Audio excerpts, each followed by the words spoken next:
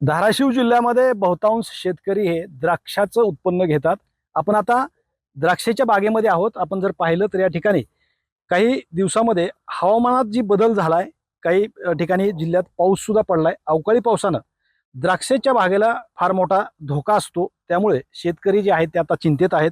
आपल्याबरोबर या ठिकाणचे शेतकरी सुद्धा आहेत. मला सांगा, वातावरणात बदल झालाय, नेमकं काय संकट आहे आता द्राक्ष बागायतदारावर? ह्या वातावरणाचा जो काही बदल झाला, ह्या बदल झालेल्या वातावरणामुळे जो काही पाऊस पडलेला आहे अकाली, त्या पावसामुळे अशा प्रकारची क्रॅकिंग मन्यांना येत आहे आणि अशा प्रकारचं हे नुकसान होत आहे. आपल्याला जर जवळून बघायचं म्हणलं तर अशा पद्धतीचं हे नुकसान आहे.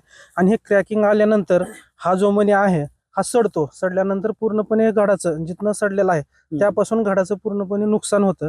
आणि नुकसान झाल्यानंतर जे काही लांबचं मार्केट आहे त्या लांबच्या मार्केटला द्राक्ष पोहोचत नाहीत. आणि जर तिथपर्यंत पोहोचले नाहीत तर शेतकऱ्याचं कसल्याही प्रकारचा पैसा होत नाही. म्हणजे आता आता ह्याच्यावर इलाज काय, म्हणजे ह्याच्यातून शेतकऱ्यांनी मार्ग कसा काढायचा? हे जे क्रॅकिंग झाल्यानंतर ह्याच्यावरती कसल्याही प्रकारचा मार्ग नाही साहेब. हे जे नुकसान झालेलं आहे हे मान्यच करावं लागेल, स्वीकारावं लागेल. आणि हे जे नुकसान होणार आहे पूर्णपणे 100% जिथं नुकसान होणार आहे, जो घड क्रॅक होणार आहे, जो मनी क्रॅक होणार आहे त्या ठिकाणी हे सडणार आहे.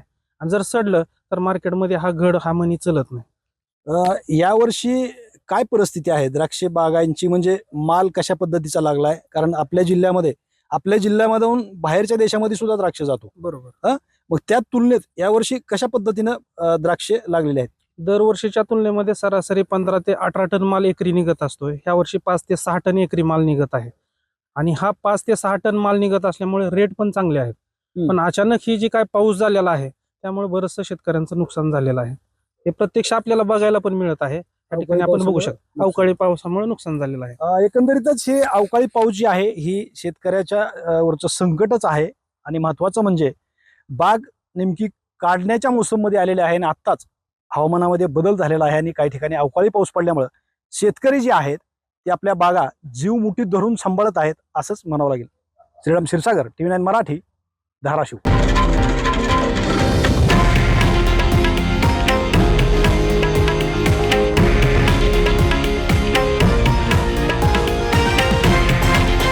हे आहे देशातील नंबर 1 न्यूज नेटवर्क आणि आपण पाहत आहात TV9 मराठी, एकमेव.